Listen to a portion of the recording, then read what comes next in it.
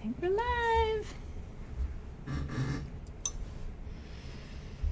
Hello, hello, hello. Are we here? Yay. Okay, good. Welcome, welcome, welcome to Elder Council. I am so happy to be here with you. This is one of my favorite nights of the year. We do Elder Council once a quarter. So this is a very special opportunity for our whole community to gather because it's Soul Shift and Sabbatical together again tonight, which is really cool. I've kind of seen you back to back, which is so awesome. Is anyone new to Elder Council? I know some of you are, but is anybody in the feed right now, those of you who are live? Because some people will watch it later, which is totally fine. If you're watching this later, I think it's just as powerful. I don't think you have to be live to really get the energy of Elder Council. So happy to see you. Look at the feed. So for a lot of you, this is your first experience, and I'm delighted. Some of you are very experienced. So some of you I don't have to explain too much to, but I'm thrilled if this is your first time. Tonight's going to be a little bit different. Cordelia's like, I don't know what's about to happen, but I'm stoked. That's the right attitude to have in life. Honestly, that's how I feel half the time in my life. Like, I don't know what's about to happen, but I'm stoked to be here. And I trust that I know exactly what I need to know, have the tools that I need to have, and I'm in the right place, right? So I think that's all you have to do. Okay, so I'm going to walk you through it. Tonight's going to be different. I've never done Elder Council this way before. And I was given in meditation today what I'm supposed to do. They always tell me, they always give me the guidance, but this one's different. Are you ready? So tonight's Elder Council is about taking you back to the beginning. Makes me a little emotional to even talk about it, really, because this is kind of a big deal. We are going to connect tonight with Nut, who is the Egyptian goddess of the sky and the stars. And we're going to ask her to help us cross the astral threshold, the astral gateway, into the seventh dimension and beyond, to help you understand not just who's in your council and what are you supposed to be doing in this lifetime, but what star system did you come from? I want to talk to you about what it means to be a starseed. Don't you love Nut? She's one of my favorite goddesses. I had Nut in mind when I designed my little meditation space at home, because the walls are painted dark blue and there's gold glitter in the paint so that it looks like the night sky, kind of. I'm so happy you're here. So, well, I mean, not back to the beginning of creation, Mercedes de la Cruz, and thank you for the question, because it's a beautiful question. It actually helps clarify what we're doing. Not back to the beginning of all creation, back to the beginning of your creation. Okay, so I believe that we are all star seeds. I think we all came from one of the star gateways, one of the star systems. And I believe that matters. And I believe that there is, even today, operating on this planet, a federation of beings, star beings. Some of them may be among us, and some of them, we may be them, operating in different levels of consciousness. And so going back to the beginning, because here's one of the questions I want to get at tonight for you. A lot of people always ask me, do you think you were Pleiadian? Do you think you were Lemurian? Do you think you were Atlantean? Do you think you were Syrian? You know, and it's really been this process for me, and that's why I was so excited when this came through for us today. It wouldn't have been my direction for tonight if I was kind of in charge of things. I'm not sure I necessarily would have done this for us, but I think the timing is probably really good. And so what I have come to discern about myself, which has been a really interesting process, to be honest with you, is that I actually think my soul came into this planet at the end of the Atlantean civilization to help build the Egyptian civilization. So I think I was with Thoth and company, who were building the pyramids and working with sound and energy to move them into place. Like, I think that might be my point of entry onto this planet, the first point of entry anyway. And so, you know, and do you know yours? And do you feel, because when I check in around that, when I validate that energetically, it feels accurate to me. A lot of the other narratives haven't felt accurate to me. It's interesting, right? Now, some came later, right? Some of you, and by later, I mean still a whole long time ago. It's not like you're new. But some people came in, you know, relatively recently, in the last couple of thousand years. I think I came in a lot earlier than that. So tonight I'm hoping you're going to get some clarity. And so we're calling upon Newt to open the star gateways and to help you go home. To help you go home tonight. Is that interesting to you? I hope you're excited about this. Yeah, and I took a big break. I think I was here, and I think I did a lot, and then I think I took a big break. Came back around Sumerian time. So I think I took a lovely vacation. I think I probably worked so hard that I didn't want to come back for a little while. But who knows? Maybe I'll even get some more insight or a different picture tonight of kind of what's happening. So we're going to talk about star gateways. The most important thing with Elder Council. The most important thing for Elder Council. So what I'm going to ask is that Newt helps guide us home, helps guide you home tonight. And then we're going to have a council session at home for you. So once she has returned you to a star system that feels like home for you, or whatever your earliest point of entry was onto this planet, so anywhere from, starseed hood all the way to whatever lifetime that was, I'm going to ask her to help set up a council space for you in that home space, and then invite in all of those guides, all of those energies from that beginning. And have you noticed with the keys and codes, I'm so happy to be here with you tonight. Have you noticed like the keys and codes audio? There's been this energy between me and you, especially in Soul Shift, around taking you back to other points in time so that you can retrieve some energy, some wisdom, some information. Because I really think at each of these points, we shed something. And so as we move forward and we try to lead, whole and well and abundant lives, we still feel like something's missing. Have you noticed that? And I've had that experience too, no matter how things can be going great, it's still like there's a little pocket in my heart if something's missing. And so I have been, and it's okay to cry. I love you guys too. It's okay to cry. You're going home tonight, so that's an emotional occasion. But I really do think there's something to healing that can only be done when we go back to these early places and pick up the piece or the pieces from there. And it's almost like, think of tonight, okay? I'm not adopted, but I have this weird, as you know, affection, not weird, but a heartfelt affection for adoptive parents and adopted children. And it's because I think they signed an extra difficult life contract, to show up parentally to someone who's not their own offspring physically. So I just have this huge outpouring of love because most of the happy parents and kids I know are adopted. So they're doing something right. But think of this tonight. So a lot of my friends who are adopted and don't know who their birth parents are have always felt this longing of who is my mother, who is my father kind of thing, right? So imagine tonight, I haven't had that feeling because I think with some assurance who brought me onto this planet. But think of tonight as finding out who your real birth parents are, your soul birth parents. So many of us don't know where we came from.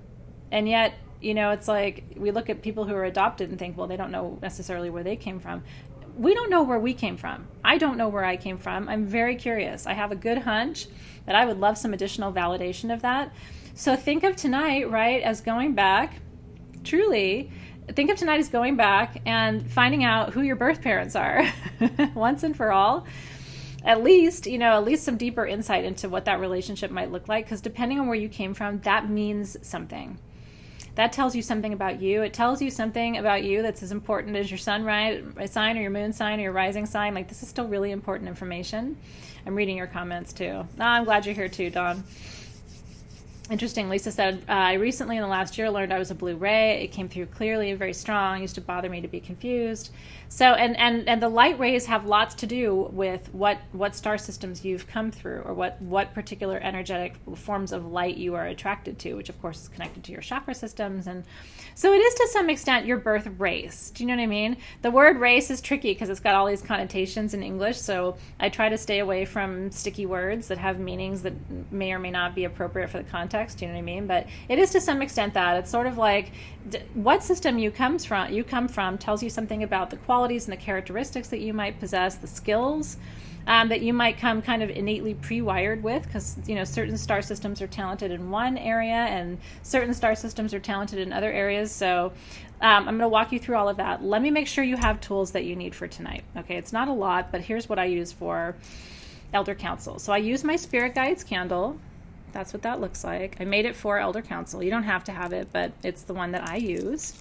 You can use any candle you want, including if you have your March Mesa, you could start to use your March Mesa candle tonight if you want. I'm wearing my March talisman, which I'm in love with already. I hope you're in love with yours too. It's a big old chunk of amethyst with our shape for the month, the tetrahedron or triangle there, so I hope you're enjoying those. Yeah, you can use your support candle. You can use any candle that would be relevant for you, truly. I almost think you can't really make a mistake with your candle choice. I'm burning Elder Council incense. Some of you have that. I'm going to be anointing with Elder Council perfume. If there is a crystal that you would like to activate, I'm going to activate my Mesa talisman tonight with the energy of whatever the star system information is that's coming through. Yeah, it's a big one. If you haven't gotten yours yet, maybe charge one of your other talismans with it. Maybe charge your February Mesa talisman with it, or your Obsidian talisman from December, which would be a great choice too. Or just any of your jewelry. Honestly, I always have on the same stuff. And part of the reason is, because people ask me, why don't you ever change your jewelry? The reason is all of these necklaces have been through so much ceremony and ritual with me that they have energy that I love carrying with me. It's like having a little bit of all the people who've gifted these things to me over time. So if you have your regular things on, I think that's perfect for tonight too. You don't have to change anything. Yeah, Cecilia's like, I was already going to activate them all. Well, good. Now they'll all be activated, ready for you for the rest of the year. Oh, I love that. Cindy is going to activate a crystal skull. Yeah, we tried to do a thicker cord. We're trying to respond to your feedback as best we can with all of your goodies and your treasures. So this is the biggest, baddest talisman we've had for you so far, and I'm glad you're enjoying it. Wait to see the ones later in the year. Yeah, very exciting stuff ahead. Okay, before we start, is there anything else I want to tell you? I'm going to be playing my singing bowl for you tonight, a little bit of my triangle. I'm going to separate sound from talking tonight, because sometimes there's a little bit of a challenge for you guys hearing my voice over the bowl playing, for example. And so I'm going to be playing the bowl and talking separately, just so you don't have to worry about, can you hear me or anything like that. If you want to, quartz is a really good stone to charge during Elder Council, in my experience, because quartz can be programmed. It can hold a frequency. It can hold an intention. That's one of the reasons we love quartz, is that it is programmable. So that's one thing for you to think about too. Now, for those of you who are new to Elder Council, let me kind of explain the concept, what this is, why you're here. It's not even part of your membership in either of the programs. This is kind of an add-on on top of both of the programs. So when I first started teaching a magical sabbatical, and this was 8 years ago now, when I first started, I was told to take sabbatical members only through a guided meditation 4 times a year, roughly aligned to the change of seasons, which again isn't perfect, because sometimes we have to work around my crazy schedule and things like that, but roughly 4 times a year. And that I was going to be allowed to do this by them, to take you into a space to meet spirit guides, and that includes, animal spirit guides, that includes ascended masters who want to be there, that includes ancestors who are healed and in light space, who are able to join you in that kind of an environment. And so what I was told is I would always be able to lead sabbatical through it. And I've added Soul Shift this year, just because most people, everybody in sabbatical is in Soul Shift, right? And so I was told I would be able to always lead you through this, as long as a couple of things. Sabbatical was always included in it, which that's historically been the same, even though we modified sabbatical a little bit this year. Everybody in sabbatical was invited for tonight. And as long as everyone takes it seriously. So that's why I have to give you this little caveat.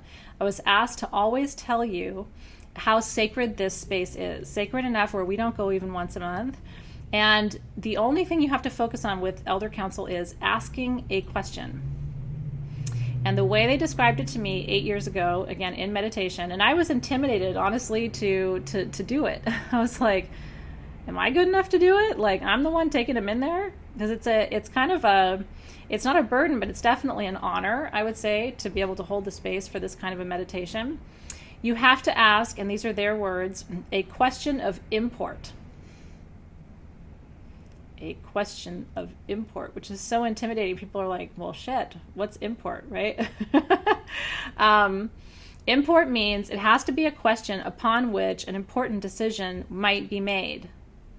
So this isn't a yes-no question. This isn't a, should I go to my mother-in-law's house this weekend? This is, should I stay in this job? Should I stay in this relationship? Should I move to another state? Am I doing the right thing professionally? Am I missing something in my marriage? What can I do to heal my relationship with my partner? Which is a really good question to bring into elder council. What can I do to heal X, whatever X is? And that can be your body, life changer questions. That's right, Lola Bunny, like something that's hopefully Santa Priya that's helpful. It's like, it has to be something that's gonna shift you, that you're going to, the outcome of it depends to, something depends on the outcome, or the outcome of it impacts you directly in some way, whether it's a decision or a move that you're going to make, or a way that you're going to think or behave, that something's going to change based on what they tell you. Does that make sense? Sarah Lucas has got it. It's like, it's intimidating. Here's my advice, Crystal Scarlet. One question. It works better when you have one. If you bring too much in there, because it's the energy is so big, you might feel like you don't walk away with as much as if you bring in one question and you get sort of a more focused set of responses. That way, if the messages are kind of vague, even if they're vague, you can interpret them in the context of your questions. Does that make sense? If you get vaguer answers, is vaguer a word? More vague answers, and you have 3 different questions, then you're going to be like, okay, which one of my questions was that relevant to? So that's why I'm advising you to. It can be broad, Christine Domino or Domino. I don't know how you pronounce it. It can be very broad, like health or path or, that kind of thing. It can be a big question. If you're going to ask a big question, though, definitely only ask one. Like, what can I do to improve my health? That's a big question, but it's certainly an appropriate question, and then they'll give you guidance about that. And it might seem odd to you, like some of the messages you get tonight. Okay, good to know. Some of the messages you get tonight might be kind of weird. And so I want to prepare you for a few things. So number one is get your question ready. You don't have to write it down. You can just hold it in your mind, but make sure it's crystallized. Let's take a minute to do that, shall we? Just close your eyes and bring your energy into present time. I'll smudge while we do this little part of our experience together.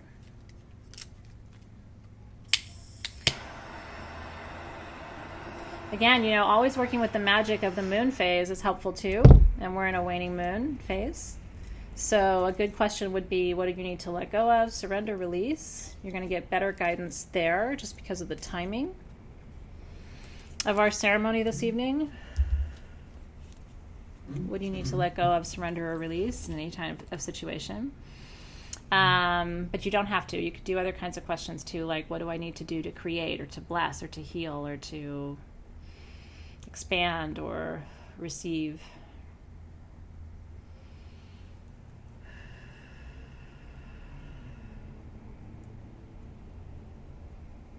It's really interesting. I love it when they kind of shift on me too, because it reminds me to be on my toes as well and not to get stuck in patterns. Because what I've noticed is spirit will give you guidance, but then if you start clinging to it too much, then they'll like flick you off of it, because they don't want you to become like, they don't want you to assume it's predictable. There's this interesting kind of thing that happens. What they're also saying for tonight, which is different than usual, if you choose, instead of a question, you can ask for a blessing upon something this evening. Isn't that an interesting take?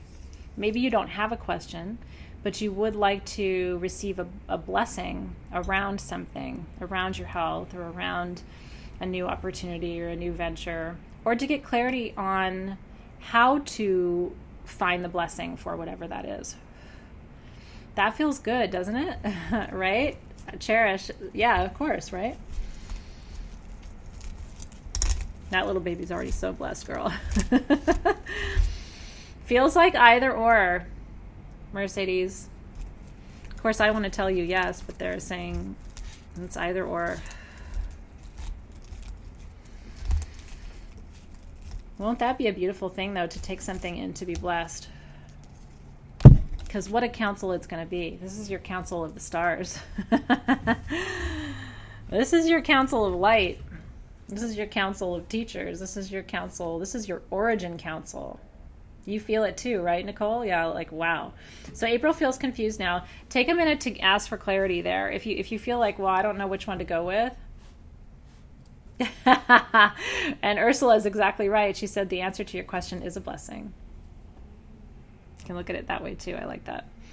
Okay, so we have smudged. I'm going to light some incense. I wasn't going to, but just a little bit to get some... Ooh, hold on. Let me not do that. My lighter is kind of extra on fire tonight.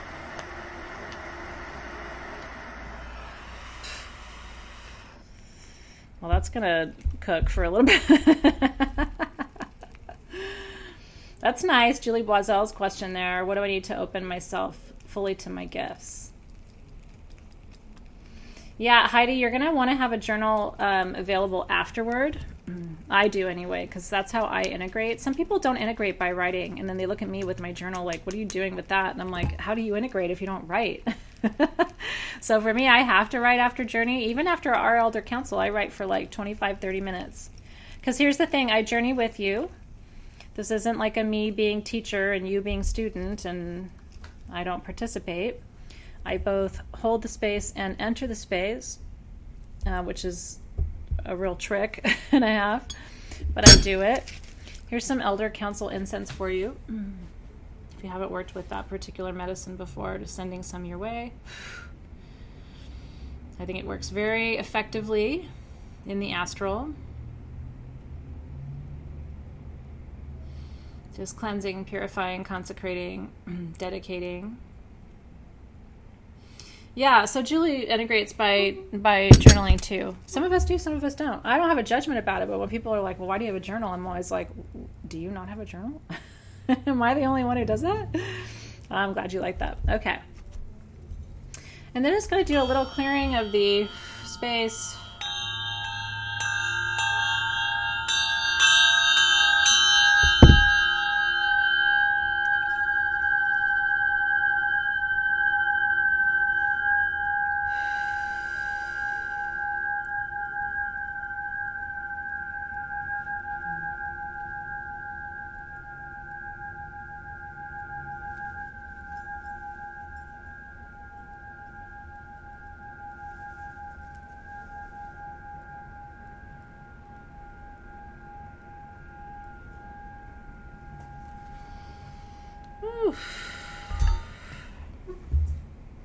The crystal pyramid. Really good sound medicine. That is a quartz pyramid. Isn't it beautiful? Yeah, last year when Colin came and visited me out here in California with her family, I gifted her, was it 1 year ago or 2 years ago now? It feels like it was 2 years ago. Anyway, I gifted her one of the pyramids from my collection and she uses it, so I'm glad you liked it. Isn't it beautiful? I know I haven't gotten them. We had them that holiday season, do you remember? And then the manufacturer like closed up shop and disappeared. So I haven't had any since then, but I miss them very much. 2 years ago now, isn't it amazing? Yeah, it's an incredible tool. I'm really glad you like it and you use it. Okay. Any questions? Any technical questions before we get started? This is a meditation, like most of our meditations. I'm going to be reading to you a little bit and teaching you a little bit before we get started. But I do want to open the container. Oh, yeah, it's so good. Ina said that the sound healing moved some energy from her. For her, it's really, really profound how sound does shift energy. Sound can heal body, mind, and spirit. I 1,000% believe. I don't think doing it while driving is a good idea. Although you're not, intoxicated. So technically, legally, you can. I think you'll get more out of it. Like you could do it once while you're driving but I would say do it one more time when you're able to lay down or sit down and really be seated and comfortable would be my guidance. Yeah, we're going to anoint with perfume once I open the circle. And I'm using Elder Council, but you can use almost anything. I mean, truly, I don't think you can go wrong with your perfume choices for tonight. Even your Mesa tools would be beautiful for it, especially some of the tools that you have made. Some of the perfumes that you have made would be really, really cool. Yeah, don't close your eyes if you're driving. It's not a good thing to do. Beautiful. Yeah, so Scarlett, I would say stay with me and do it while you're driving. Go as far in as you can. I meditate when I drive all the time, so I don't discount the benefit of it. But maybe what I would say is go back in later and do it again. Not tonight, but like, when you can, and do it again when you can really relax a little bit. Beautiful. Portal's fantastic. Ceremony's fantastic. Mugwort on its own is beautiful. Rosewood is beautiful. So all of these. Butterfly perfume would be perfect. Ursula's like, where do I start? Ethically, Megan, you can watch it every day for the rest of your life. And people are still watching my original Elder Council sessions from way back in the day. So they don't have an expiration date. They're not time or season bound. I deliberately don't do that so that you're like, oh, well, it's not 2019 anymore. I can't do it. So I think there's resonance no matter how far back you go. Yeah. Okay, cool. Soul Star perfume would be great because that's what we're doing. Akash would be great. The Akasha perfume would be great. We have our Akashic candle too. If you have that, you can burn that instead of your Elder Council candle too if you want. Okay, so I'm going to go ahead and get started opening the space. They're fun to go back to, right? Because they're still relevant. There's still a lot of wisdom there, a lot of resonance, a lot of beautiful energy there. And so I'm opening first with selenite. Then I'm going to go in with this Shambhala tool, double terminated quartz, and the golden matrix of light. And then I'm going to work with Momo's double term amethyst wand. This has a very seventh dimension angelic gateway energy to me. There's also a lot of different symbols from a lot of different traditions, which also represents the star systems to me. For me, when we really think holistically about spirituality, meaning the pentacle and the Ankh and the Om symbol and the Hamza, and the Eye of Horus and all of the astrological glyphs, when we combine everything, that to me truly, truly, truly represents starseed energy. Because all of us created these traditions. We're there when these traditions were manifesting. We were there at the beginning when all of these symbols were being written and these pyramids were being built and moved and pushed into position, and when Stonehenge was being formed. I mean, we were there when sound and light was being used as energy to move and transform spaces and people and places. And so when we act judgmental of other paths, or when we act like we have ownership of paths, I feel like that's when we deny our galactic origins. Because if we really honor how absolutely cumulative we are, that we are the co-creators of all of the traditions in terms of our soul's lineage, I think that's when we do honor to our real lineage, to our star lineage, which is old.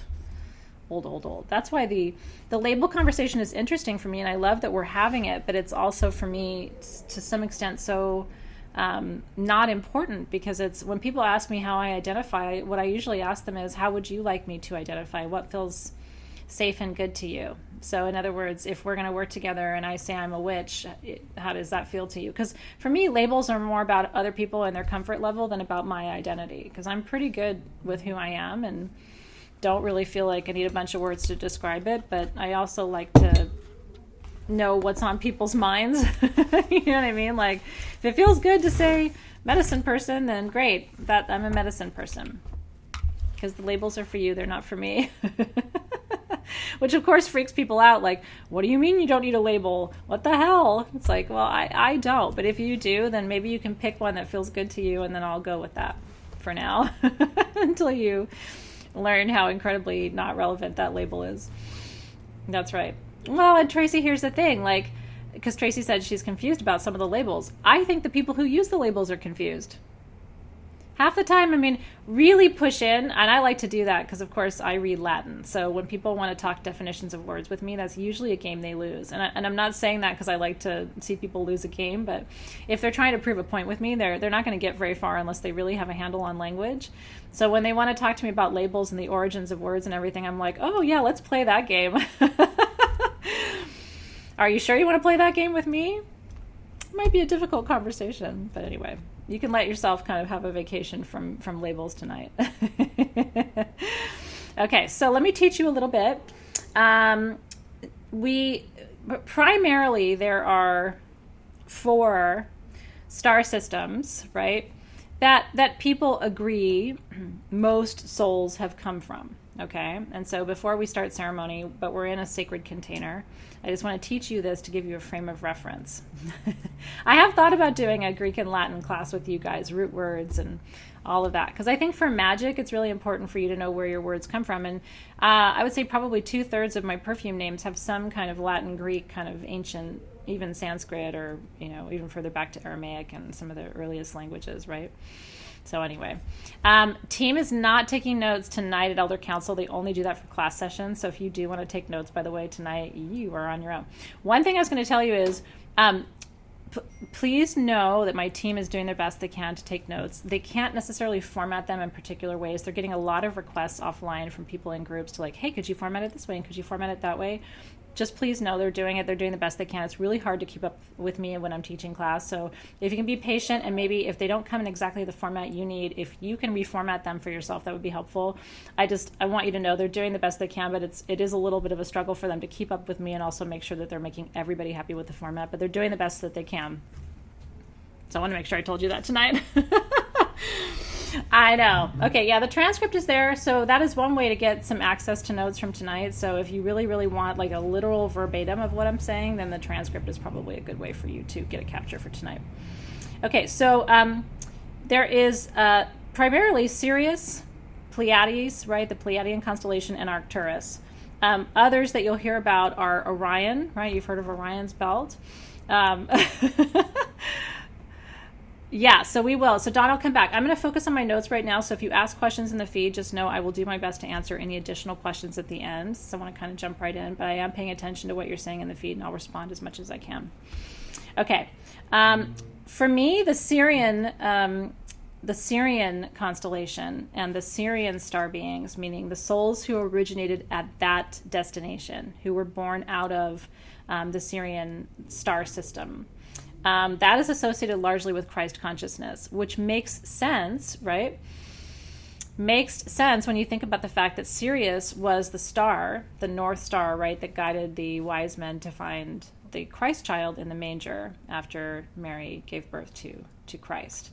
And so Sirius is Christ consciousness, divine white light. It's also connected to sun and solar energy. This is where I came in, I believe. I'm a Sirian star seed. These are the people who went, when they learned of the pending collapse of Atlantis, went to save knowledge.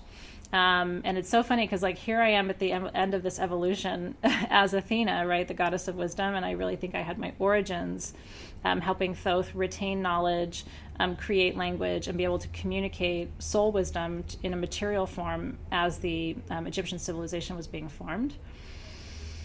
It's interesting, isn't it? Yeah, and Colin, honestly, like, she said yes to this too. I would be very surprised if that's not where we met. Was at that point of entry, the wisdom keepers, the wisdom savers. I actually think there's quite a few of us who recognize that in each other. It's like gives me chills all over, actually. I think there were a lot of Pleiadians who were focused on, are we going to be able to keep the frequency of love alive? Because the Pleiadians, let's go there, it's all about unconditional love. So the Sirians are concerned with Christ consciousness and wisdom in the form of information, knowledge keeping. The Pleiadians are unconditional love, goddess energy, desiring to be in harmony with all of nature, right? I absolutely feel connected to Pleiadian energy, but I don't necessarily think I was Pleiadian. They were concerned with how are we going to maintain the frequency of love on the planet, whereas the Sirians were sort of like, how are we going to maintain the wisdom that's been generated and make sure that it's available to people for the rest of time, which is why even today in this lifetime I'm obsessed with writing books and cataloging the information that I know, because and I channel when I write, and so it's like stuff just wants to come through. And so one thing I want to tell you is, once you figure this out tonight, or at least crack a little bit of the code, I want you to notice the blueprint of all of your lives across time, because there is some essence. It's beautiful, isn't it? There's some essence of a vestige of this that's remained with you, and it will always remain with you. And I even think this goes back to, it's crazy, isn't it? I think this goes back to your family conflicts. Okay? Truly, I do. Like in my family, it's always, for me, it's always been about books and information and wisdom. And it's always been about like, you're too serious with that stuff, or like not being emotional enough. I've got a kind of a partly Pleiadian family, I would say. And to some extent, an Arcturian family. The Arcturians are focused on creation. It's chilling, isn't it? As I tell you this, you will see the thread tonight. I promise you, it's going to really open something up for you that's profound. The Arcturians from Arcturus are here to assist mankind. They're here for the evolution of humankind, not focused on wisdom necessarily. They're focused on vibration and frequency. So they're concerned, these are more of the humanitarians. I consider myself a humanitarian, but primarily I'm here for wisdom keeping, right? I'm here to like keep the records. But these are people who are, when you think of the activists of the world, they are, in my experience, the Arcturians. They are like, and they can be quite dogmatic about it, in fact, quite judgmental about it. Like, there is a right-wrong energy when it comes to Arcturus. Again, all of the star systems come at what they do with love. So they're, in my experience, these are benevolent energies, but they have a focus, right? And so they maintain that focus. Athena Mac, I think my daughter is a Pleiadian Pisces. And so, it's like, and it's hard when you're a wisdom keeper and your children are not. Like, I find myself frustrated with them. Why don't you want to read? Why don't you want to write? And I have to keep reminding myself, like, that's not their focus. That's not what they're here for.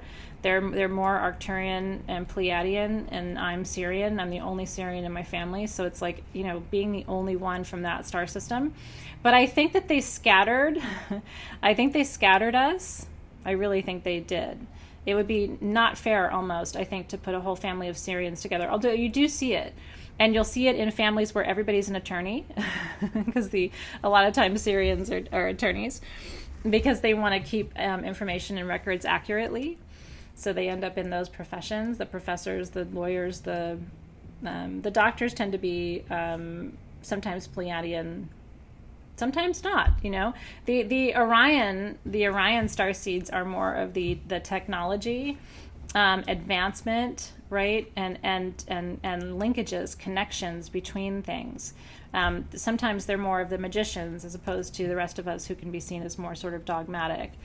And then there are 10 other constellations, right? So I'm focusing on the 3 or 4 that are primary. I want you to allow yourself to be open to what you're going to see tonight, though, because it could even not be defined by one of these primary star systems. So I don't want to like limit you in any particular way. I know I don't want to limit you. So allow yourself to hear. You may even hear of a name of a star system that isn't familiar to you, and then start doing your homework and find out, wow, this is some other, right? And we could do a whole bonus class where we just look at the star systems and their qualities and characteristics. Like I don't even know how many pages of notes I've taken over the years I've been teaching focused on all of these things. So I'd be happy to go back and cull all that wisdom and put it together for you as a wisdom keeper, a Sirian wisdom keeper for you. So I'd be happy to do that for you. And so Team SG just kind of keep me focused and make sure that's on my to-do list, because for me that's very easy for me to go through my notes and kind of, because there's really competing information out there. It'll kind of make you crazy. Like at a certain point you have to turn it off, because it's like it ends up conflicting itself, and then you're like, what even is true or accurate? So that's why I try to kind of keep it in these buckets. For sure. And Athena Mac just said, right, we can remember that we may have come from one star system but spent time in another and picked up some tendencies from one or both or even more. 1,000% possible. Switching from tea to kombucha. 1,000% possible. Okay. So we have smudged. The circle is open. I'm going to take just a moment. I'm not going to drum in the directions tonight. I'm feeling like I just want to work with it energetically and with my voice. It's interesting. Yeah, so Melanie's asking about colors. You guys may see colors tonight as we start to move into the different star systems. And again, I just want you to take note of what you see. Don't have expectations.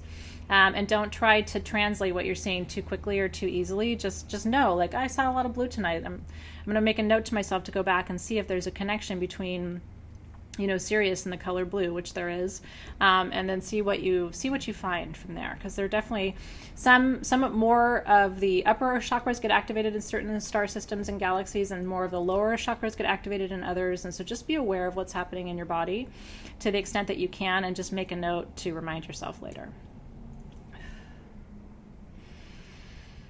And so as we begin to open the space this evening for Elder Council, I want to begin by giving immense thanks to my spirit guides for the original inspiration, going back almost 8 years now, to hold this incredibly sacred container of energy, to open this vortex point to this alternate set of dimensions where we can retrieve wisdom, insight, support, nurturing, and truly unconditional love from those who know us better than we know ourselves, those who have known us longer than we've known ourselves.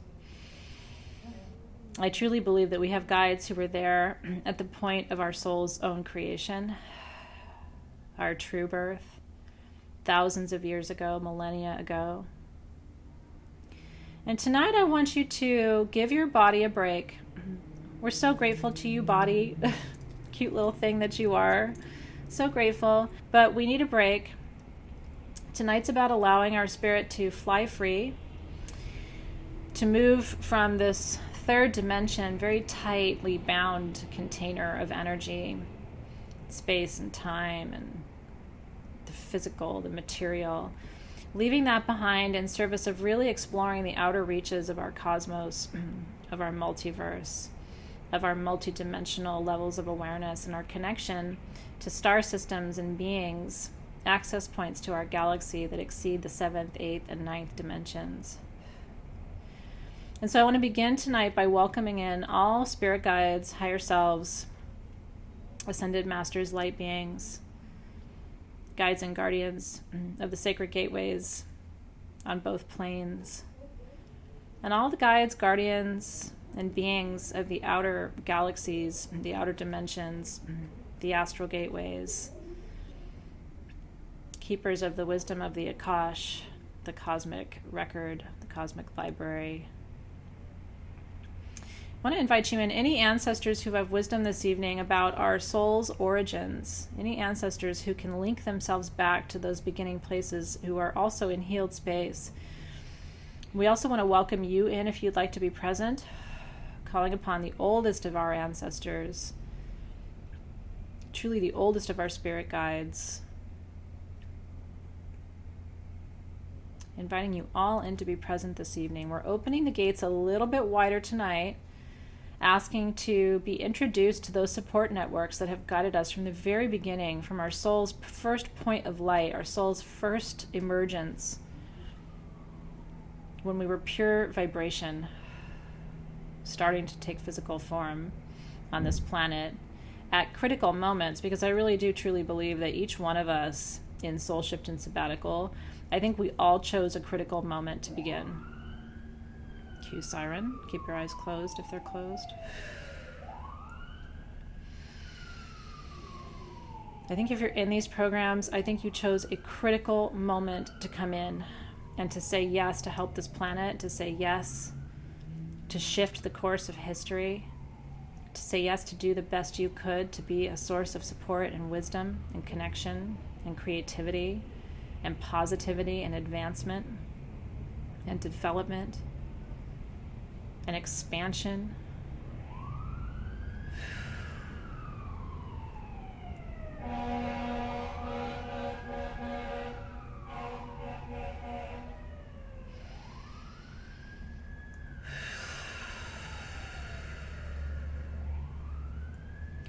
And so, Guardians of the Eastern Gateway, we begin with you tonight.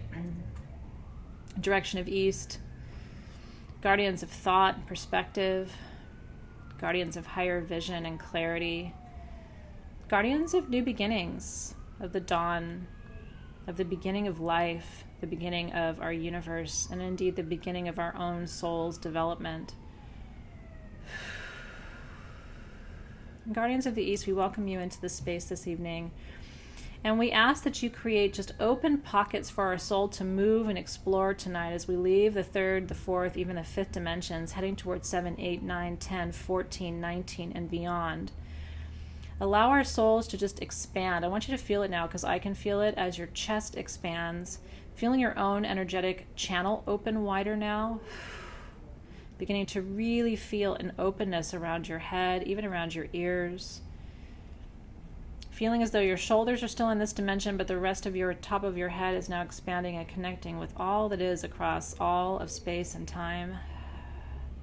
Sending out your beautiful energetic antenna now wider, pushing out into the universe. And guardians of the gateways, we ask that you keep us safe in this beautiful circle of light as we do this cosmic exploration this evening. Asking the big questions about where we came from and when and why. You are so welcome in this ceremony space. And guardians of the Southern Gateway, powers of fire and transformation. Tonight as we expand and we explore this cosmic awareness, this cosmic birth, our point of origin in the cosmos, we ask that you help to show us how that perspective and that wisdom and that information can actually be a source of support for our transformation. I believe that the more we know about ourselves, the more we can love and respect and support ourselves from within. Show us tonight how powerful our beginnings truly were. Why did we choose that moment to come back? What work did we commit to doing? What contract did we sign? And how are the patterns of the choices and the emergence points of that original decision, that original yes to come here and begin, how are the echoes of that decision still reverberating throughout our lives today? The Guardians of the South, we welcome you into ceremony space. And Guardians of the West, we come to you in search of healing and purification this evening, wanting to know more, wanting to understand more, and absolutely wanting to feel more connected to our origin point, feel more connected to our original contract and purpose. And through that knowledge and understanding and experience tonight, we seek to purify and cleanse and reconnect to our original reason for being here so we can really claim it now. I am a wisdom keeper. I am here to create. I am here to express and hold space for unconditional love. I am here to build structures and technologies and architectures, and we can claim those identities tonight. And so in the West, we ask for guidance. We ask to not just know this, but understand it on a deep emotional level so that we can help to reconnect with our personal power based on what we learned tonight. We welcome you into ceremony space. And Guardians of the North, we seek wisdom here. We seek understanding. We seek confidence and power as well through what we will learn tonight. We seek kinship with those beings of light, those ascended masters, those teachers and ancestors who are ready to come forward. We seek additional support tonight as we extend our council circle even wider to include beings from other dimensions and galaxies we may never have encountered before. And again, ask for your support, your protection, and your encouragement. We welcome you into ceremony space. And Guardians of the upper worlds, the astral gateways, Guardians of the Akashic records, the cosmic library, Guardians of all of the star systems from which we have emerged, we greet you this evening. We are so excited to travel with you this evening. Goddess Nut, goddess of the sky from the Egyptian pantheon, we are excited to visit your star systems. We thank you for being a good guide for us this evening, for stepping forward to usher us through this beautiful gateway. We welcome you into ceremony space. And Guardians of the present moment, we give thanks for the anchor that we have in this lifetime, which helps us to understand where we've come from and how to integrate and how to bring all of that into this present moment. We're here to live this life gracefully and beautifully. We're here to create beauty, experience beauty, and share beauty. And we ask that you as you connect with us this evening in ceremony space. Help us to continue to find inspiration and motivation to do that sacred work with grace in this life. And we welcome you. And last, guardians of the lower world, crystal allies, ancestral bones, the planet upon which we walk. We give thanks for the tethering to this planet. We give thanks for our ability to be here in all of these iterations. We give thanks for the energies and the frequencies of our crystal allies and their support in this work this evening. We give thanks for our very powerful connections to the ley lines and vortex points of the planet from which we derive our energy, our support, our soul's nourishment. And we welcome you as well into ceremony space. And with that, our beautiful circle is open.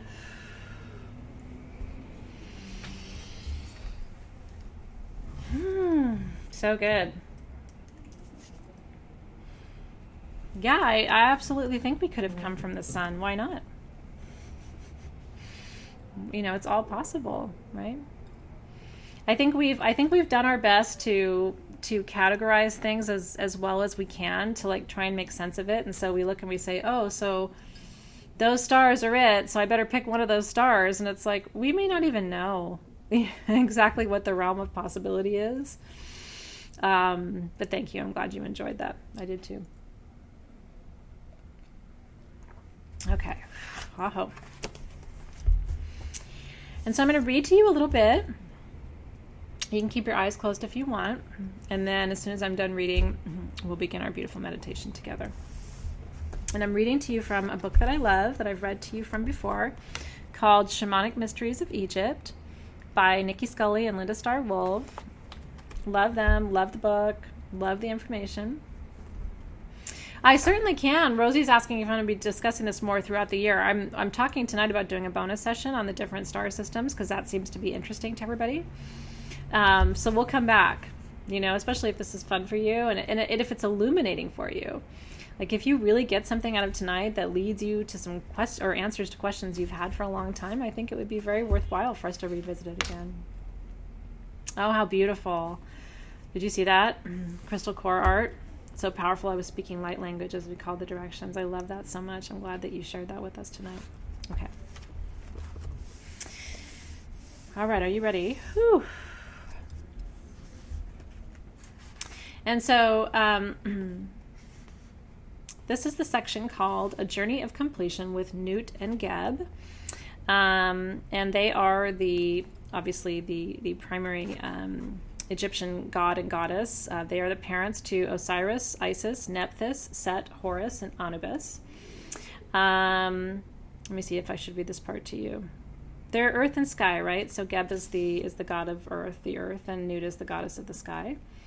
But I think I'll begin with you right here. Okay. So we're taking a moment to honor Anubis, or Anubis, depending on how you pronounce, and this wonderful process that brought you to this place on your journey. Wherever you are, from where you are in this moment, gaze up into the galactic center, into the Milky Way, and feel the love emanating from your star mother. As you gaze up into the night sky and see the blanket of stars, allow yourself to transform from Anubis into both the Earth Father Geb and the Sky Mother Nut. As you open, you begin to remember your larger self and your DNA. A memory is stirring within you, and you know that you are a spiritual star being having a glorious earthly experience. As your memory awakens, you know that you come from the stars as well as Earth, and with this knowledge you are given the gift of feeling whole, human and spirit, unified by the children who are the soul qualities that the various gods that were born from these two exemplify. The star children who were born from Nut and Geb, and ultimately in the Egyptian pantheon, the belief is that we all come from Nut and Geb. We are all star children, and so we are their children as well. The star children who were born from Nut and Geb were all created to embody the human heart and mind, the intelligent heart. They were created to be the elementals, the Dateru, the creators of the alchemical birth of the heart and mind through their trials and tribulations and their victories and celebrations. As you gaze heavenward, feel Nut's love and energy pouring down upon you. Let yourself feel the sacred longing for the stars and allow yourself to be pulled upward, drawn by the stars into the Sky Mother's milky womb. As you begin to rise into her starry firmament, you enter and discover that you are not alone. It may take a moment to adjust your perception. When you focus your attention on the cave of the womb, there before you stand Isis and Osiris, Nephthys and Set, and Horus, the 5 children of Nut and Geb, and they are standing in the configuration of a 5-pointed star.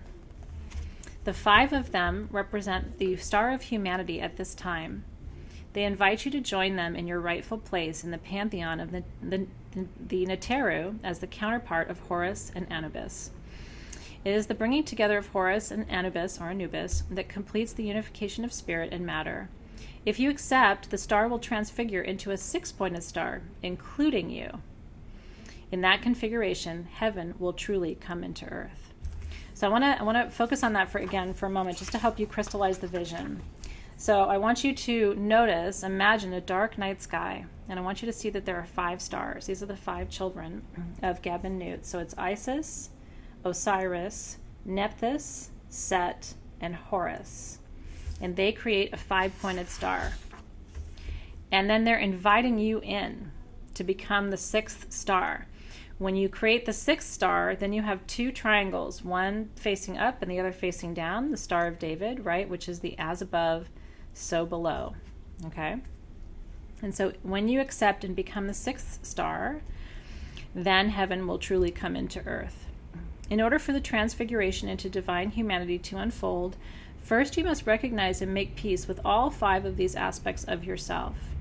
First, identify with Isis, the mother who gives you a physical body and life. Then identify with Osiris, the father who sees you and brings you to death and to transformation. Then with Set, who shows you the parts of yourself that you must love, accept, and integrate. Then with Nephthys, the mother who teaches you to believe in what cannot be seen and to trust your inner spirit and your intuition. And then with Horus, the part of you that is the new seed that has sprouted and is ready to be fully incarnated as the new consciousness on earth, as soon as you accept that you are both human and spirit, as soon as you are ready to accept your divine heritage and lineage as a fully embodied spiritual being. Take time to encounter each one of these energies and make peace in whatever way is necessary with all parts of yourself. So I want you to take a moment to do that, identifying with your physical body and with life, and then giving thanks. It's 1 point of the star. Identifying with death and transformation and the mutability of life. That's the 2nd point of the star.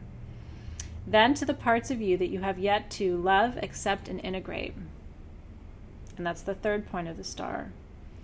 Then to the part of you that cannot be seen, your inner spirit, your inner life, and that's the 4th point of the star. And then to the part of you that is new and ready to be incarnated as a new form of consciousness. So this is your becoming. And that's the 5th point of the star. And then, of course, if you're willing, you, in this moment, in your wisdom, in your process, become the 6th point of the star. Take time to encounter them, and when you're complete and ready, when the time is right, step fully out of the womb of Nut, the galactic mother, and into the space between heaven and earth. Imagine Nut overarching and protecting you from above, and Geb underneath you, circling from the opposite direction and grounding and supporting you from below. All 5 of your kindred siblings step forward with you, and you join together and become the 6-pointed star. Isn't it beautiful? With the tip of the top pyramid touching the heavens and the tip of the downward pointing pyramid touching the earth. And so to you we say, welcome home, star brother. Welcome home, star sister. Isn't that beautiful? Okay. So we are ready to anoint and light our candle and begin our part of the meditation. So I'm going to take my elder council. Whatever you're anointing with is perfect. If you already anointed, that's good too. I'm going to do mine formally right now. So a little bit at my wrist for what I do. A little bit at my third eye for what I know. A little bit at my ankle for where I go. When we anoint that way, it covers all the meridians, all of the energy lines in the body, and make sure that all of our All of our chakras are aligned with whatever the frequency of that perfume is that you're working with. So you're ready. And then my candle. So that's my spirit guide candle.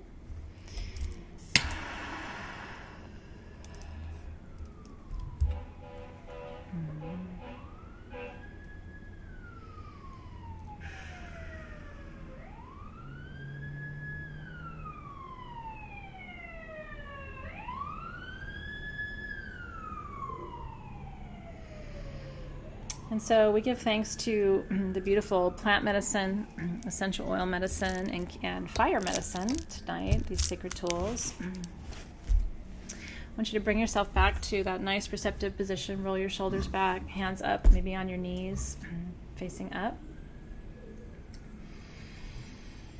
And so for tonight's meditation, I want you to imagine the very top of your head, your crown chakra, beautiful violet disc of light right at the top of your head. That's your gateway to the divine. That is the last point of entry into your physical body from the etheric field. So bring your energy, your attention, your focus, your gratitude to that crown chakra. And I want you to imagine sort of opening that crown chakra clockwise, turning that disc of light, allowing it to open, to expand. And as you open the crown chakra, I want you to see light extending from your central column through that sushumna, or that central column of light. See that light extend and expand beyond your crown chakra, connecting about a foot above your head to the soul star chakra. That's a spinning mauve disc of light, sort of a beautiful gray-pink disc of light. And that is your access point to the angelic gateway.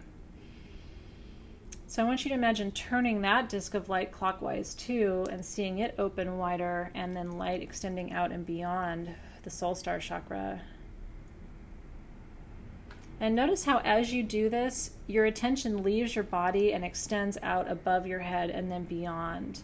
And once you're able to extend that light out of the soul star chakra, I want you to see that it becomes like a fountain of light.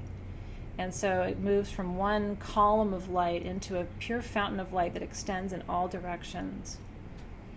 And I want you to take a moment now from this place and allow yourself to enjoy that expansion of energy. This is a really powerful exercise, especially for those of you who are just learning how to meditate. If you allow yourself right now, as you channel this energy of Nut tonight, who's the goddess of all of the star systems, from this soul star chakra, there is no limit to what you can see and experience and feel. You're only limited by your imagination.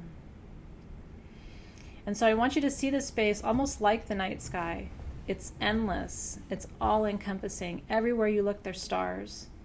And so bring your attention now to the night sky of this outer realm, these outer dimensions. And notice that as you turn your attention to the left, there that sky just expands out to the left now, and it's just a billion glittering stars off in the distance.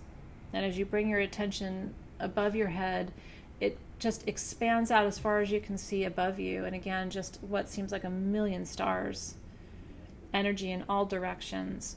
And then even, turn to your right and see that it pushes out to your right. Sometimes you can even look below you and see that all of a sudden it's pushing out even below your feet. All of a sudden you're off the planet and you're just floating in the ethers of the night sky. And so Nut, we invite you to take us on this cosmic flight tonight. Help us to move and transcend time and space right now, to feel the expansiveness of your cosmos. Remember, this is her domain. She is the goddess of all that exists here. Every aspect of these astral realms belongs to her. And so what does it feel like to be in the company of the goddess who birthed the stars? It's amazing when you come into the space, if you really surrender to it, it almost becomes difficult to focus on your problems for a minute. It's like all of a sudden your problem seems so small because here you are floating in the beyond, in what exists beyond any one person, problem, challenge. This is so much bigger than what you can even comprehend as you explore it. And so Nut, out of all of these gorgeous constellations that you birthed through your womb of light. We ask tonight that you put your arm around us, take our arm in yours, and guide us back to our home this evening. We all know that we came from one of these points of light so long ago. Tonight we ask for your wisdom, your direction, your guidance, your support, your clarity, your memory. Guide us back tonight to the point where we entered this galaxy, this solar system, and indeed this planet. Where and when did our point of light begin? And if you let her, she'll just take you. There is no time here. It doesn't take time to get where you're going. As soon as you imagine it, you're there. Whew.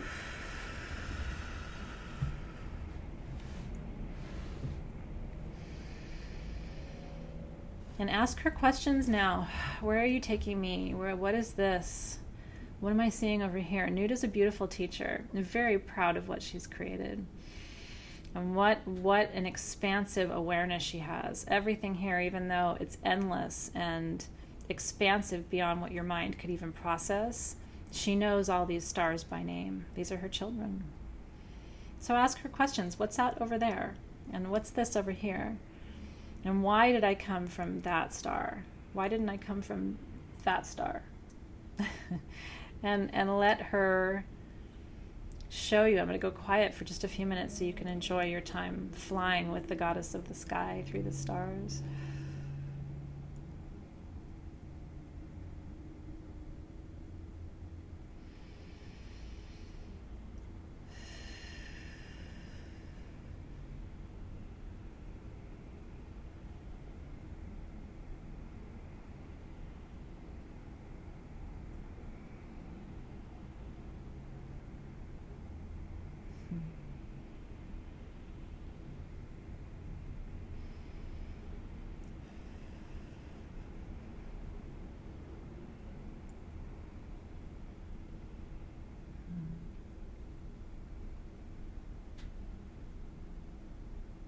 What beautiful wisdom coming through. Wow.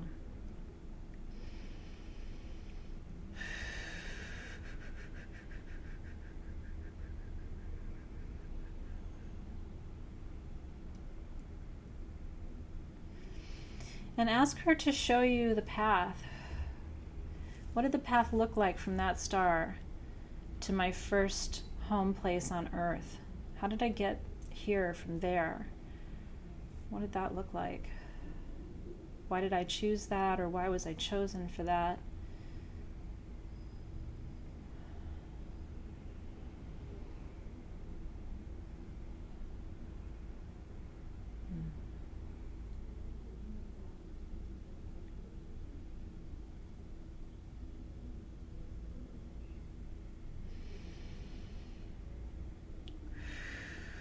And so, Newt, we give you permission tonight. We're so thankful for your stewardship and your guidance and your company in this moment. It's so beautiful to be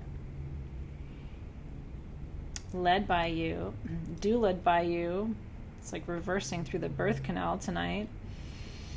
It feels so good to go back and just be again, absent all the whatever of this life, because tonight you're even leaving behind like your name and what you do and who you are and how many kids you have or don't have or whatever, like all of that stuff. Again, imagine how small all that is when you're up here and you're just in your expansive beingness. And so, Newt, we give you permission now to take us back to that star. Take us back to that birthplace, to that point in time. Before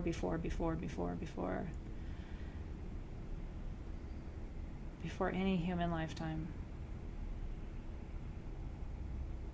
Show us when was that? What was that time?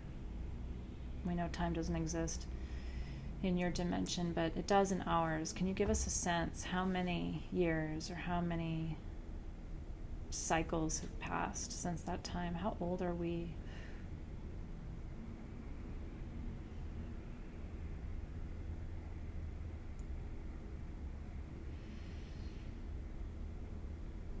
And so, Newt, we ask that from this place, from this original star, we ask that you create a place here and help us open a council of the stars tonight, an elder council, a star council. We ask that you create a space where we can gather for the next few minutes. We invite in all of the beings who were there, all the beings of light and healed space who come with the intention of love and support. We invite you all to gather with us once more in that original star space, in that original container of light where we all began. And so I want you to imagine the place where she's bringing you. See what kind of, is she seating you at a table with everyone surrounding you? Are you literally hovering in the galaxy, being surrounded by beings of light? Where is she taking you to hold your council space this evening, your star council? It'd be really beautiful if you could welcome in as well, Newt, if they're willing to be there, the one who chose us or the ones who chose us for this journey, so that we might ask them origin questions tonight about why we chose to come, what the original vision was for our creation.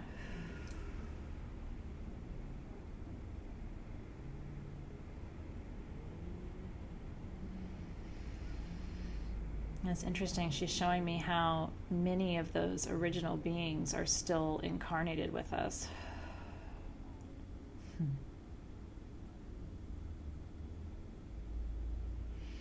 So I want you to take a moment now in this Star Council space, and I want you to notice who's gathering here. Some of the energies might be very familiar to you. Some of the energies might not be visible to you at all. Many of the spirit guides who come in Elder Council don't take human form. Sometimes they emerge as pure spirit, so you might feel them or smell them or hear them, or not even any of those things, but you won't see them. So don't necessarily look for things or animals, although you might see some animal spirit helpers. Some might be hybrids, human-animal, which is very common in the earlier parts of our human development. And so we give thanks, Newt, for the Star Council that you have gathered on our behalf with our support and our help and at our request. And so as I take a moment here to bring in sound, and just keeping your eyes closed so you can stay in this experience. As I bring in sound for you now, I want you to allow yourself to connect with all of the energies of all of the beings who've gathered in this circle around you this evening. And again, some of you I see just hovering in the cosmos with all these beings around you. It doesn't have to be seated at a table. Some of you are being taken to early locations on the planet because that's where you emerged. And so you could be anywhere on the planet right now. Just let your mind soften. Notice as many details as you can.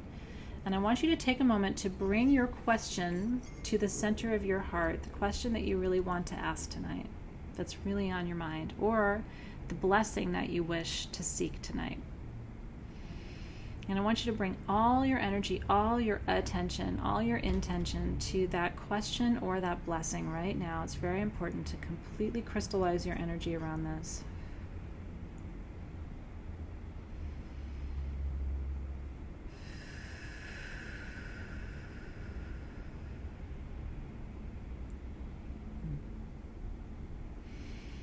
And so we come before you this evening, Star Council, for guidance and for blessing. Please see the question or the need for blessing that's on our heart.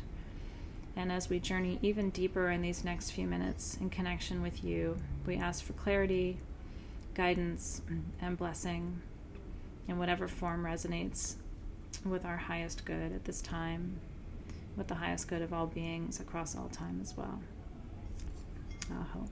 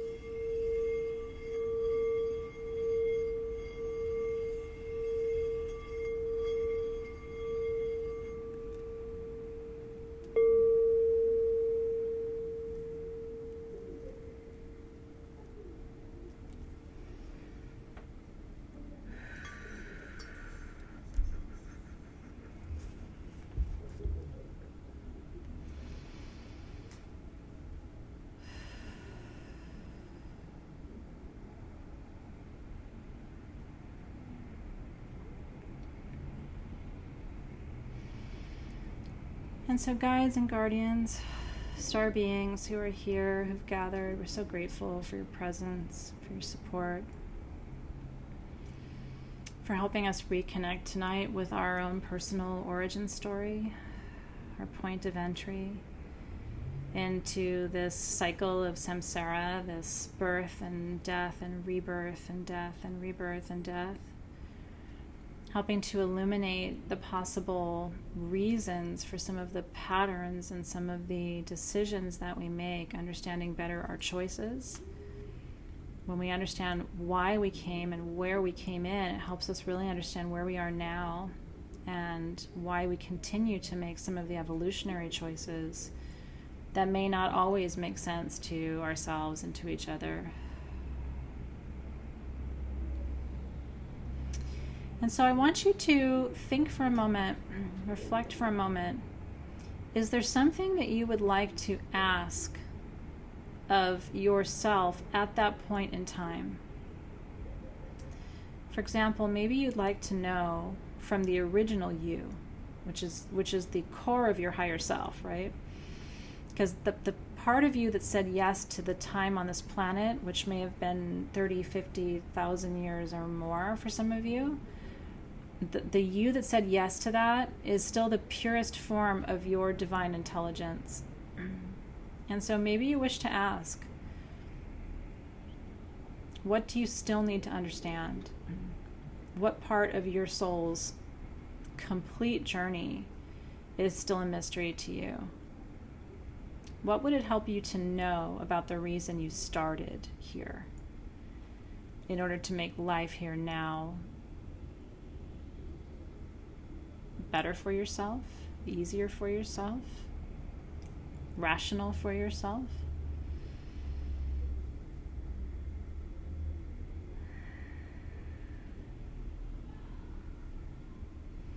And what other answers are you seeking tonight? If you haven't gotten direct guidance about your question, is there a different way you can frame the question to maybe prompt some additional response or understanding? And again, if you came forward tonight for a blessing, now is the time to seal that blessing, to really see that blessing unfolding in perfect time, giving thanks for that blessing that's already on its way now. You've made the request tonight. And if you haven't, make it now. I call upon the energies that are gathered here tonight, and I request your help in blessing this, whatever it is.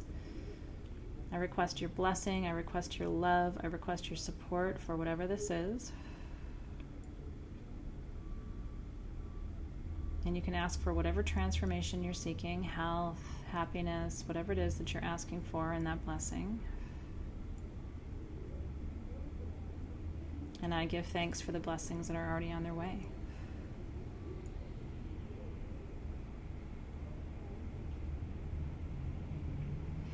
I think it would be really beautiful too, if you're open to it, if all of us who do this could also ask as a collective blessing for a blessing for our planet at this time.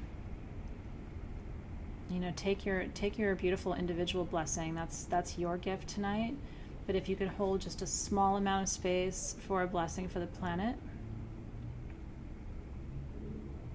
Wherever we all began, we're here now, and our rebirthing across the planet is happening in such a dynamic and fast-paced way right now that it almost seems hard to keep up. And so I just want to ask for a collective blessing for our planet, for all who are here, for the many who never get to do the kind of work that we're doing tonight, to really start to understand why they're here. Ask for peace across the planet, peace of mind, peace of body, peace of spirit.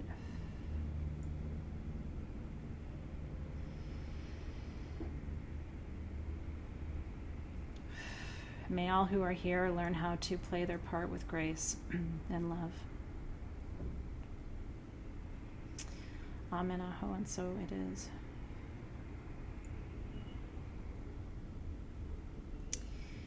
And so I want you to take a moment to be in a space of gratitude now for all of the star beings, including ancestors and ascended masters and light beings of all kinds, and animal spirit helpers who might be here, and beautiful teachers in spirit form who are here for you, and Newt herself who came as your guide, and just being in a space of gratitude for a moment for the beautiful confluence of energies that got you here and the beautiful confluence of energies that supported you through this experience tonight. I'm just so grateful. You're surrounded by many forces who love you and recognize you and are grateful for your work on this planet at this time.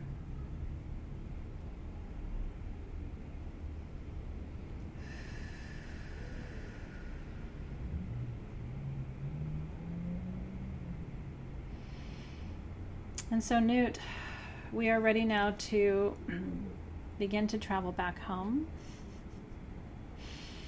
Our current home. This is our original home. We're ready to go back to our current home. Nourished by this wisdom and this perspective and this process from tonight, which has guided us so beautifully toward some new perspectives and new answers maybe to old questions.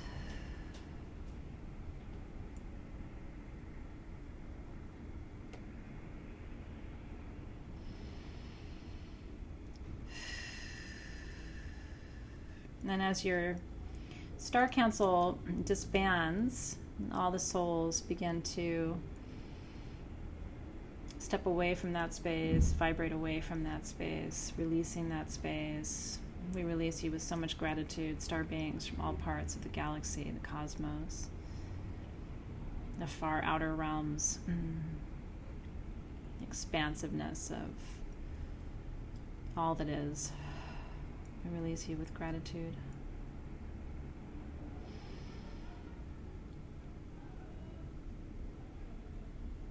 And now drawing your attention and your vision in, you've been playing in this cosmic space of endless expansion. There literally is no end. And kind of enjoying the playfulness of that, but now bringing your attention and your intention back, your clarity back to the here and now, recognizing the room that you're in, so becoming bound by space,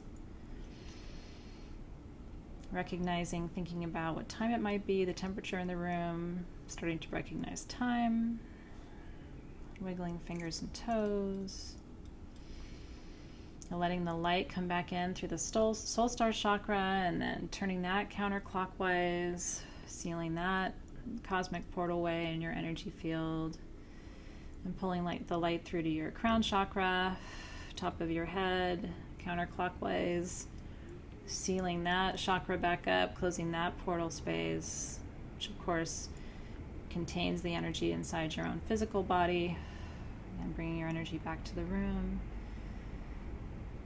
And just gently, whenever you're ready, you can open your eyes.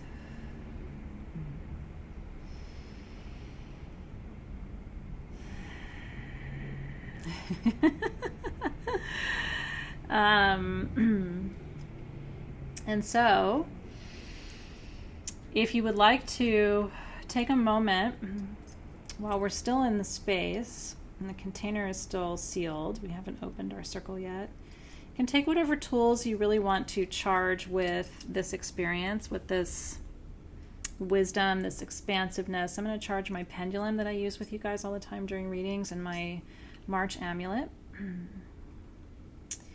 And so we dedicate these amulets and jewelry pieces and crystals to the wisdom of this journey.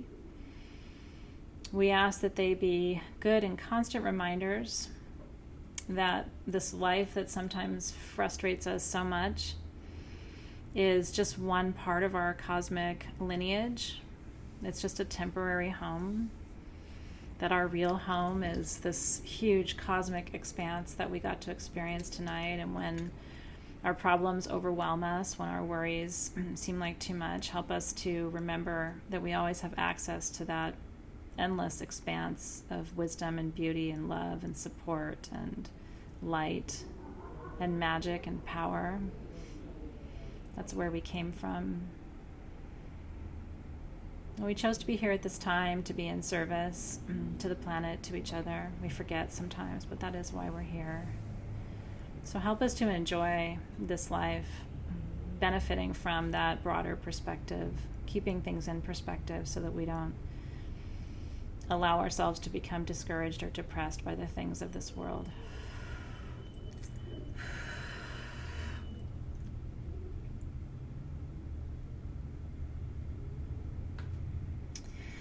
Amen aho, so it is.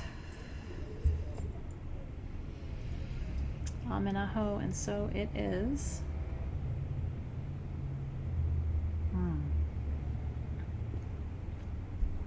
Beautiful. Ooh. Interesting, isn't it? So interesting. Tracy says it was vague. Maybe because I just ate, but I was in the universe. Dark, stars everywhere. Others surrounding me were definitely not human. Yeah, when people tell me that all they see around the Elder Council table are human beings, I'm always like, really? Humans are like a real small fraction. So when they say, I didn't really see a lot of humans, but I saw half animal, half people, and then I saw some just black spaces, and then I saw a beam of light, then I'm like, that's Elder Council.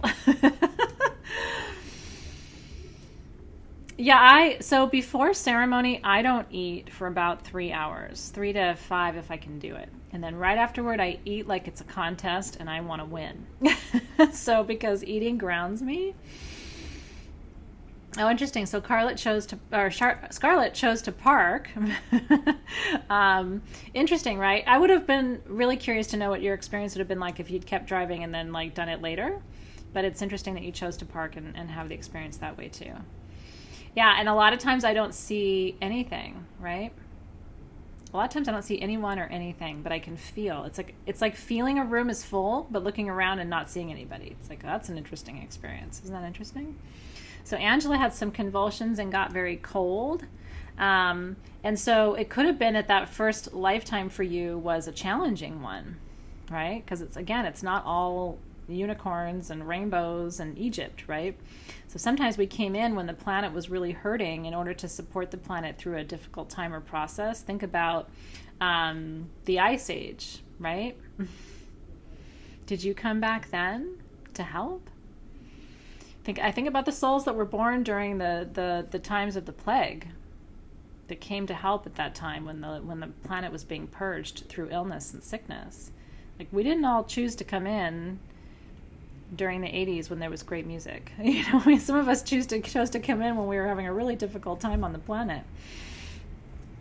That's energy. So Tracy, really hot, really cold is just energy in your body and how your body is processing energy. So it really doesn't have a meaning one way or the other, but the extremes of temperature are always a really good hint that there's a lot of energy flowing through you one way or the other. I get very, very cold during medicine journey. I have to cover up with 5 or 6 blankets when I'm doing ayahuasca, for example. And so I know that, so I always have 2 or 3 blankets with me, and then another 3 or 4 that I can pull. And then I get really hot and I have to take them off, and I get really cold and I have to put them back on. So, but I tend to get very, very cold during the deepest of my journey experiences. All right, so getting really hot, getting really cold. So I think once you know where you came in, it's going to help you understand your wound. So those of you who are in Soul Shift should be really, really excited in particular, because March's astrological work is understanding Chiron in your chart. Chiron in your chart is about where your wounding is. It's about where you don't feel like you're good enough. And so Chiron in your chart is linked to your point of origin on the planet, because it has to do with your original wound. We all have an original wound, and it usually happens during the first lifetime. And so Chiron helps you understand what that original wound is. And the house that Chiron is in tells you what the wound is. And then what you're going to learn from me next Wednesday is what the medicine is to respond to or to heal that wound. So it's all going to tie together this month. The journey that we just did now is going to make even more sense to you next Wednesday when I start teaching you about Chiron in your astrological chart. Yeah, so my Chiron is in the sixth house, which is about work. So my wounding is feeling like my work isn't good enough, or I'm not working hard enough. Like I've got all of those things happening in my chart, and so for me, I'm always trying to be more of service. What can I do to be more of service? I'm not doing enough. I'm not helping enough. I'm not creating enough. There are people in my life who never feel that way. They would never think they're not working hard enough. They would never think they're not doing enough. And I mean, you guys know me, I do a lot. But no matter how much I do, I feel like it's not enough. And that's Chiron in the sixth house. So anyway, that's all coming. But it would be really good for you to know where Chiron is in your chart next Wednesday. And your worksheets will be posted before class for you so that you'll have access to all that information.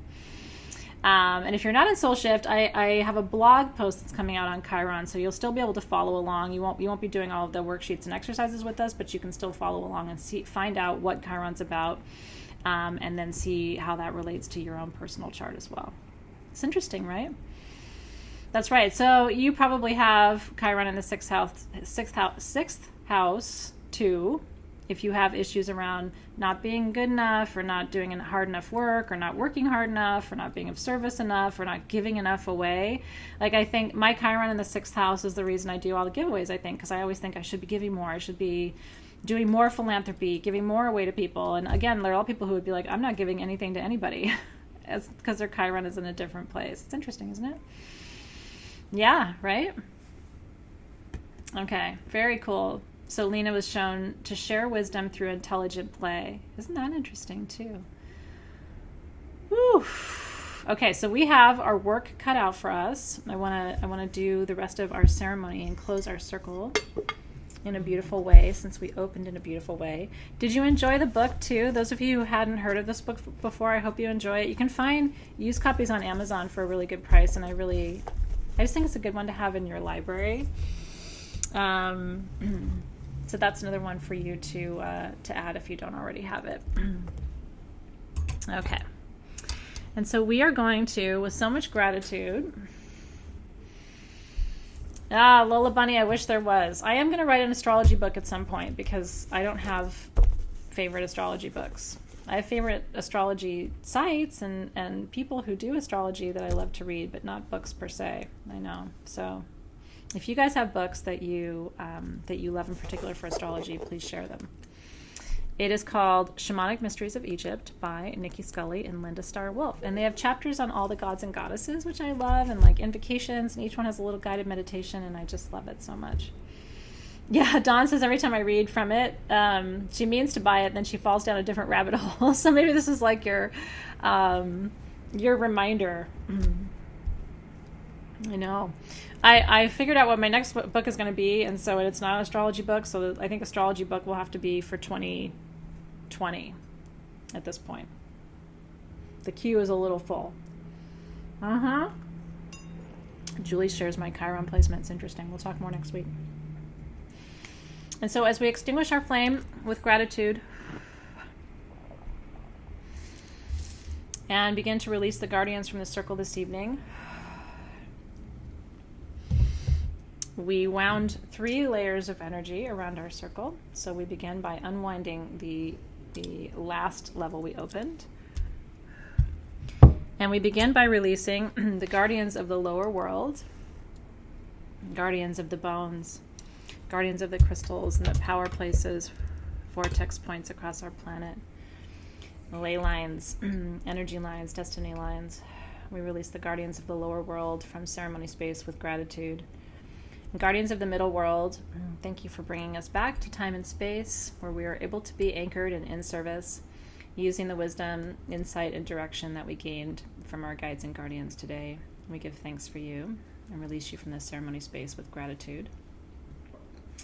Guides and guardians of the upper world, we thank you for allowing us to fly through that soul star, through the expanse, out into all of the star gateways, to access our original entry point this evening. We thank the goddess Nut for being a beautiful guide through those astral spaces, introducing us to all of her constellations that she birthed so beautifully, allowing us to really feel the expanse of what is available in our universe, so that when we get trapped and mired in small things here, in our daily lives, we can be reminded of how beautifully expansive the universe is. And we release you from ceremony space with gratitude. And Guardians of the North, we give thanks for the wisdom that came through tonight, the support that you offered. We give thanks for the steady grounding, connection to earth and time, connection to the trees and the stones.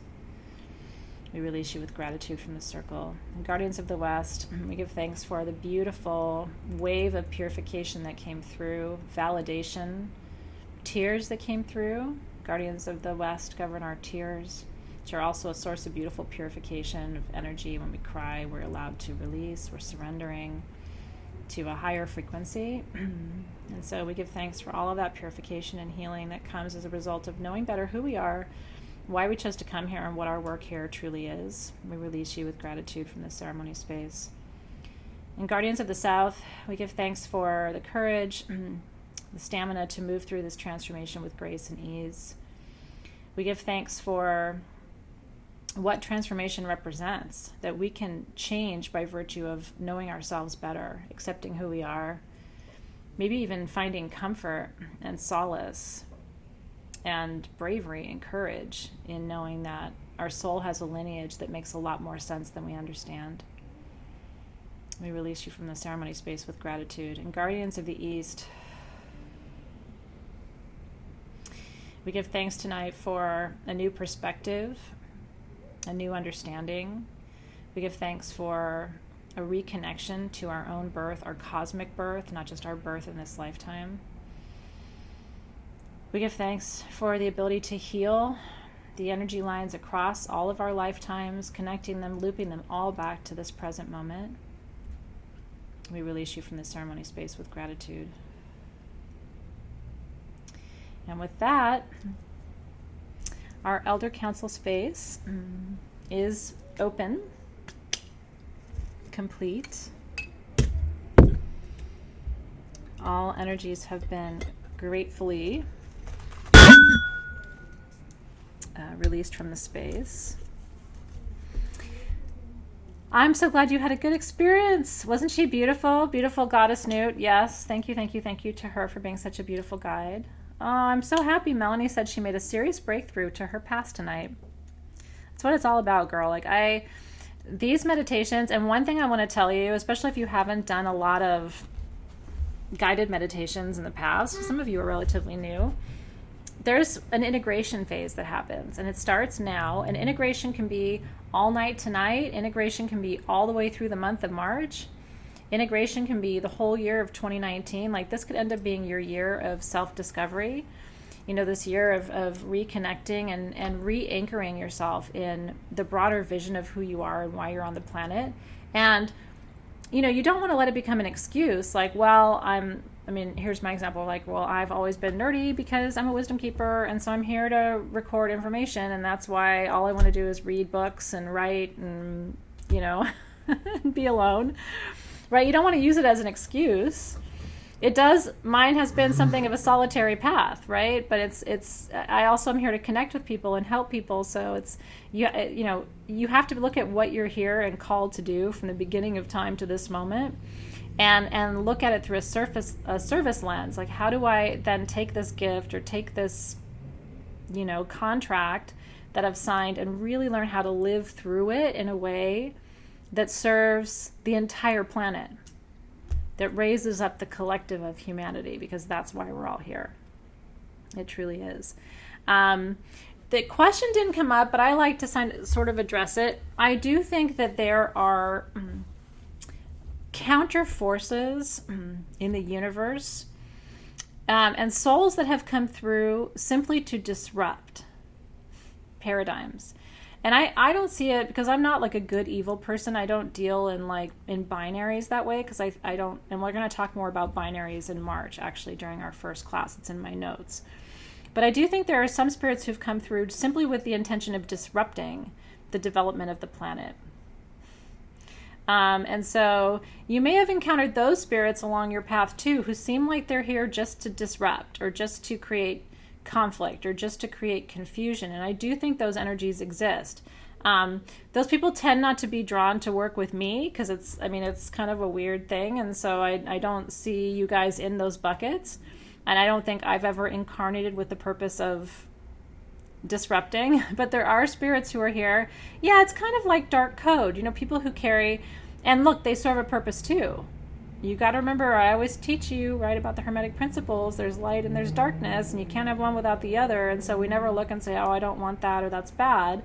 I think energies of disruption are here to sometimes jar us out of complacency. And you see it sometimes like, wow, I guess we needed our ass kicked in order to move it along, right? So it's not a bad thing. It's true. And I think sometimes we need disruption in order to see clarity or to see clearly. It's like sometimes you need contrast. You can only see color because of the absence of color, right? And so it's like this whole really interesting balance. Yeah, like the Tower card. Do you know what I mean? Like when people get all kind of uptight and weird about people who are disrupting things, or like technology that's disruptive or things like that. And that is how I read the current political dynamics, even in our country. That's why I don't talk about politics, because I don't think I would talk about it in a way that'd be interesting to people, because I'm not a polarity person. I'm not someone who says like something is that person's fault. I actually think sometimes a paradigm needs to be disrupted, and disruption can look really weird. You know what I mean? But a lot of times it's all in service of evolution. And so if you look at things sort of in the fullness of time, then you learn not to be judgmental and say this is right or wrong, or this is bad or good. It's like, it's actually all really good. It may look messy, but we're going through a shifting of a paradigm, and sometimes that takes a force. It wouldn't have had to have taken certain forces, I don't think, if we had agreed to shift the paradigm on our own. But humanity, what do? We procrastinate. We pretend like things aren't happening. You know what I mean? And then the universe has to come in and shift the paradigm. So I actually look at everything that's happening across the world right now through a really optimistic lens, and I'll tell you why. Here's why. Because I actually think within 20 or 30 years from now, I'm not going to have to explain energy to anybody. I'm not going to really have to explain crystals to anybody. I don't think I'm going to have to explain shadow work to anybody. I used to have to explain these things to people. How does energy work? Why would I want to use a crystal? Is magic real? What is the shadow? I felt like I needed to hand out flashcards to people. Now people are coming to me and they're like, I need to raise my frequency. There's, I see shadow, and I was like, you know what? Great. If this is what it took to get people embracing difference and energy and wisdom and alternative faith traditions, and we're starting to legalize plant medicine. You know what I mean? I'm okay with this, whatever it looks like. It looks real weird right now, but I think on the other side of where we're going, that's going to be a planet I'm going to be really happy to live on. If we can get our climate situation together, which I'm really hopeful that we can, if we can figure out the climate piece. But even that, I feel I don't know where it's all landing, but I'm still really excited to be here at this time. And I definitely do believe that we're getting wiser. I don't think we're moving backward. I think we're getting better. It just looks weird for a minute. I really believe it. I have to believe it. And you know what? What's funny is every really good reader and teacher I know says the same thing. Are there cosmic warning signs? Yeah. And I think if we don't keep raising the frequency, could it turn to a bad outcome? Sure, it could. But there's enough of us who are anchoring something bigger. There's enough of us who are anchoring something beautiful. There's enough of us who really, truly believe and are willing to do the work behind the scenes to hold the space for a new emergence that I'm extremely optimistic. And I just don't watch the news. Honestly, Sharon Westline, I think there's probably a reason for the climate stuff too. I don't know what it is yet. I can't see that. They have not let me see. It was really disturbing. There was a point where we were in Hawaii. We were looking at property because every time we go, we look for properties for the retreat center.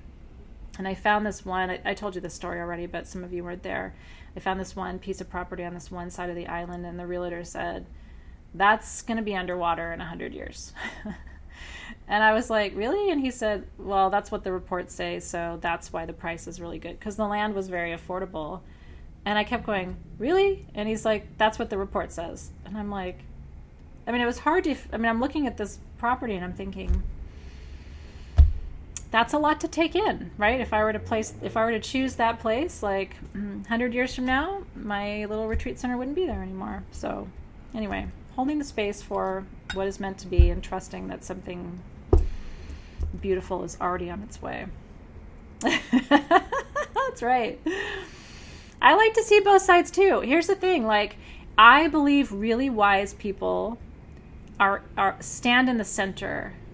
And they don't fully lean one way or the other. I really do. I stand in the center and I really try to look and see. And I try to see not just through my own eyes, but I try to see through the eyes of people on both sides. Because if I'm really going to, maybe it's because I'm a wisdom keeper, going back to my Syrian roots, right? But it's like, I want to know what everybody thinks. If you guys were all arguing about something in the group, whatever it would be, right? Like, I don't know what you would be arguing about, but like, is the color purple a good color? I would genuinely want to know through the eyes of people on both sides why they think that.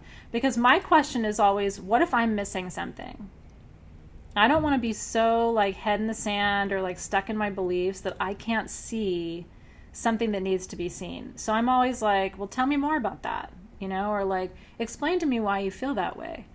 And sometimes I'm convinced, like sometimes I'm like, that's interesting. I want to share one thing really quickly from my journey that I think might be interesting for some of you. Yeah, it's true. And Rebecca's saying that's why she likes shamanism. I guess it's why I like shamanism too, because it's seeing both worlds, and it's seeing that there's equal wisdom in the spirit world and in the material world, and we have to learn how to, you know, work the medicine of both. In my journey that we did tonight, what they said to me about the Pleiadians, I'm not Pleiadian, but they said that a lot of the children who have come through, there's a huge proportion of children who are being placed on the spectrum, the autism spectrum. And it's near and dear to my heart. I have members of my own family who are on the spectrum, and a lot of clients and a lot of children that I love are on the spectrum, or have been said that they're on the spectrum. And what I got in the journey was that many of them are Pleiadian, and they're here to reunify us with the frequency of love, of pure, unconditional, divine love, the essence of love. And that we're resisting it. We're resisting the return of that Pleiadian unifying consciousness that sees nothing but love when they look at a human being. It's interesting, isn't it? I never made that link. You may have made that link. I never made that link between, is it possible that many of the children who are coming through with that added layer of wisdom, it's because it's almost like when I work with them, it's almost like they have a love filter. All they see is love. And isn't that truly Pleiadian? Like, isn't it? It's really interesting, isn't it? So I didn't want to like cry in the middle of our meditation, but when they said that to me, it was such felt like a very accurate download. Like, oh my God, this is the wave of Pleiadian souls reincarnating at this time. Got chills all over my arms, to teach us about unconditional love. And we're not yet in a place as a civilization, as a society, that we can really receive that in the way that they're trying to present it and offer it to us. And again, I hold space that will shift, because there's so many here. It's like, obviously it's a wave.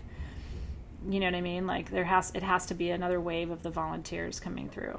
And their vibration is much higher. Like sometimes I think people who struggle to work with people on the spectrum, I think their vibration isn't high enough. So it's like, it is really hard work for them versus, for me, I find it effortless to be in their presence. I find it actually really nourishing and comforting, because it's like, I can like take the masks and the layers off and just be, because they're not going to judge you. They're coming from a place of just pure divine love.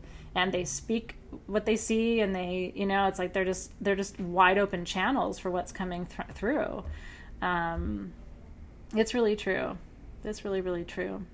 Oh, I love reading your comments too.